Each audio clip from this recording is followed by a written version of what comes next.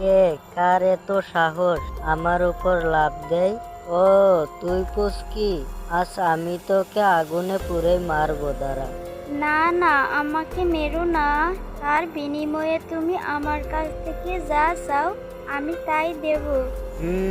আমি তোকে এক শর্তে ছেড়ে দিতে পারি, যদি সবাই এই চ্যানেলটি সাবস্ক্রাইব করে আর এই ভিডিওতে লাইক করে, তবেই তোকে ছেড়ে দেব পুচকে।